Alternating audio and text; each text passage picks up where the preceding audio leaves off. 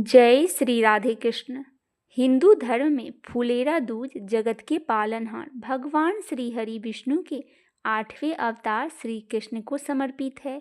फुलेरा दूज के त्यौहार को प्रेम का प्रतीक माना जाता है। मथुरा, वृंदावन समेत पूरे ब्रज क्षेत्र में यह त्यौहार बड़े उत्साह और धूमधाम के साथ मनाया जाता है। यह त्यौहार फागुन महीने के शुक्ल पक्ष की द्वितीया तिथि को मनाया जाता है। फुलेरा दूज को भगवान श्री कृष्ण ने राधा रानी और गोपियों के साथ फूलों से होली खेली थी, इसीलिए इस दिन फूलों वाली होली मनाई जाती है। फुलेरा दूज के दिन भगवान कृष्ण और राधा रानी की पूजा की जाती है। फुलेरा दूज के दिन को अबूझ मुहूर्त कहा जाता है, मतलब कि इस दिन किसी भी शुभ काम को करने के लिए मुहूर्त देखने की आवश्यकता नहीं होती। इस दिन कोई भी शुभ काम बिना मुहूर्त देखे किया जा सकता है। हिंदू पंचांग के अनुसार फाल्गुन महीने के शुक्ल पक्ष की द्वितीया तिथि की शुरुआत 1 मार्च दिन शनिवार को सुबह 3:16 पर हो रही है। इस तिथि का समापन 2 मार्च के दिन रविवार को देर रात 12:09 पर हो जाएगा।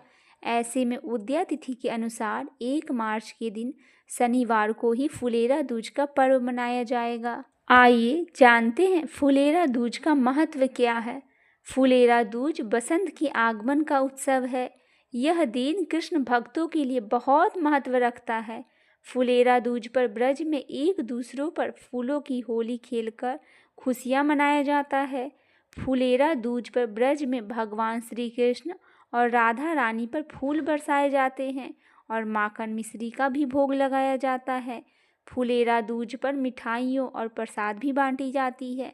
फुलेरा दूज इसलिए मनाई जाती है क्योंकि इस दिन भगवान श्री कृष्ण ने फूलों की होली खेली थी। यह त्यौहार ब्रज में बहुत धूमधाम से मनाया जाता है और चारों तरफ खुशी का माहौल होता है। आइए सुनते हैं फुलेरा दूज की एक बहुत ही सुंदर सी पौराणिक कथा। फुलेरा दूज की कथा के अनुसार व्यस्तता के कारण भगवान श्री कृष्ण कई दिनों से राधा जी से मिलने वृंदावन नहीं आ रहे थे। राधा के दुखी होने पर गोपियां भी श्री कृष्ण से रूठ गई थी। राधा के उदास होने के कारण मथुरा के वन सूखने लगे और पुष्प भी मुरझा गए। वनों की स्थिति के बारे में जब भी श्री कृष्ण को पता चला तो वह राधा से मिलने वृंदावन पहुँचे। श्री कृष्ण के आने से राधा रानी खुश हो गई और चारों ओर फिर से हरियाली छा गई। कृष्ण ने खिल रहे पुष्प को तोड़ लिया और राधा को छेड़ने के लिए उन पर फेंक दिया। राधा ने भी ऐसा ही किया श्री कृष्ण के साथ। यह देखकर वहाँ पर मौजूद गोपियाँ और ग्वालों ने भी एक दूसरे पर फूल बरसाना शुरू कर दिया। कहते हैं तभी से फूलों की होली खेले जाने लगी। इस दिन मथुरा और वृंदावन के सभी मंदिरों को फूलों से सजाया जाता है तथा फूलों की होली खेली जाती है। फुलेरा दूज का उत्सव उत्तर भारत के गांवों में बड़ी धूमधाम से मनाया जाता है। इस त्यौहार को फूलों से रंगोली बनाकर श्री राधा कृष्ण का विशेष रूप से फूलों का श्रृंगार करके उनका पूजन किया जाता है। आइए जानते हैं फुलेरा दूज पर विशेष पूजा का क्या लाभ होता है। फुलेरा दूज पर श्री राधा कृष्ण की पूजा से केवल आध्यात्मिक लाभ ही नहीं मिलता, बल्कि यह दिन भक्तों के जीवन में खुशहाली, प्रेम और समृद्धि लाने वाला होता है।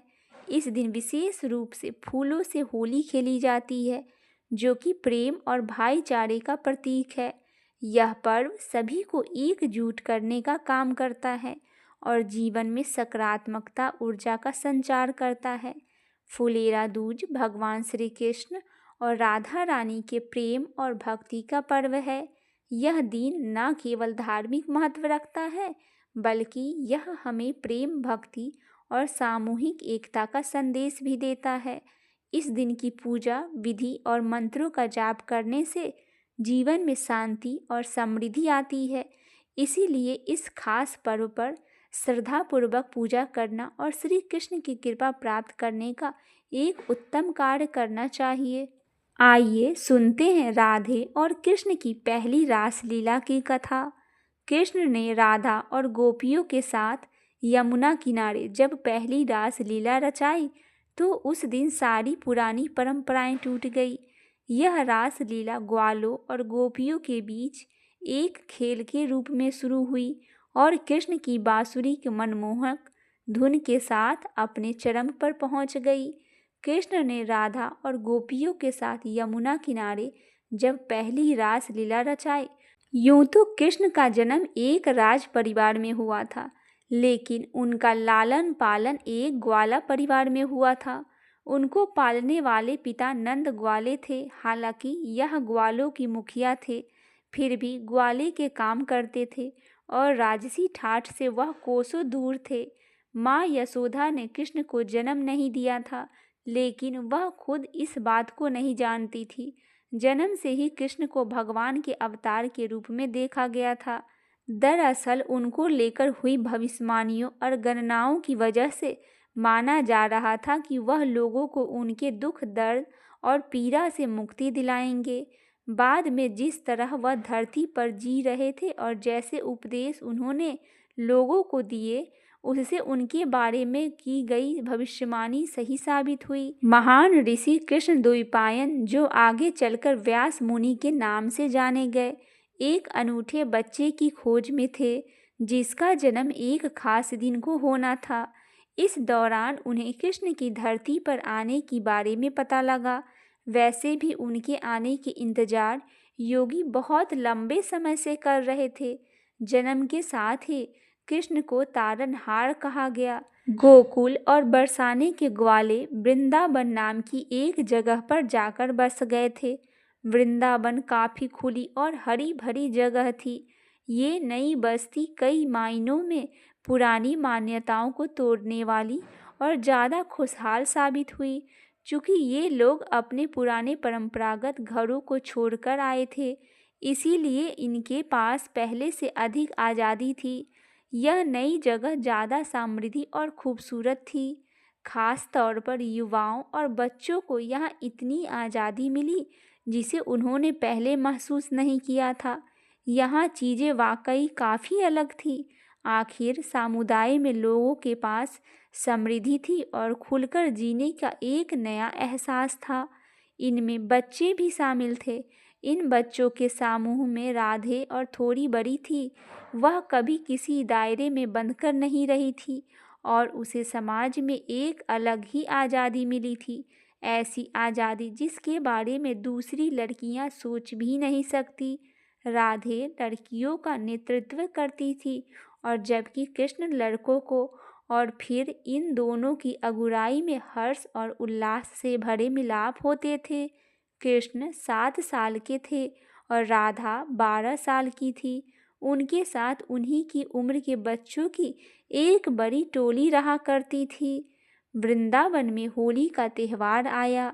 इस रंगीन माहौल में जब हर चीज़ अपने चरम पर थी, पूर्णिमा की एक विशेष शाम को लड़के और लड़कियां की ये टोलियां यमुना नदी के किनारे इकट्ठी हुई। नई जगह के इस माहौल की वजह से कई पुरानी परंपराएं टूट गई और पहली बार ये छोटे लड़के और लड़कियां नहाने के लिए नदी पर गए, एक साथ पहुँचे।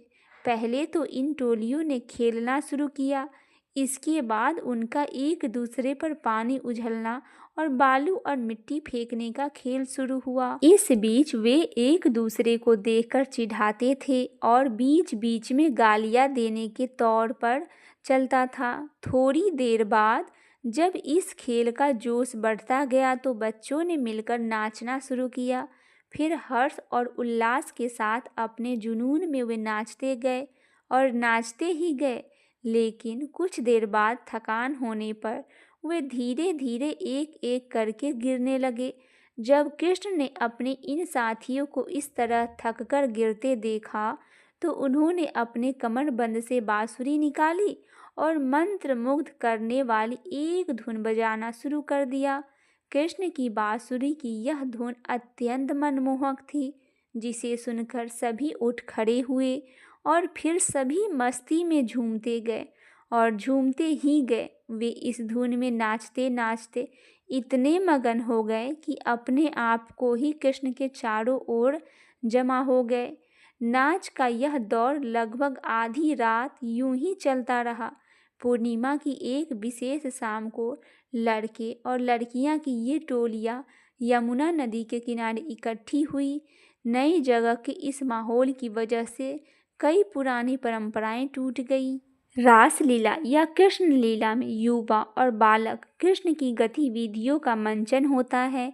इस कृष्ण की मनमोहक अदाओं पर गोपियां यानी ब्रज बालाएं लुट गई थी। कान्हा की मुरली का जादू ऐसा था कि गोपियां अपनी सुध बुध गवा बैठती थी। गोपियों के मदहोश होते ही शुरू होती थी कान्हा के मित्रों की शरारतें। माखन चुराना, मटकी फोड़ना, गोपियों के वस्त्र चुराना, जानवरों को चरने के लिए गांव से दूर छोड़कर आना ही प्रमुख शरारत थी, जिन पर पूरा वृंदावन मोही था।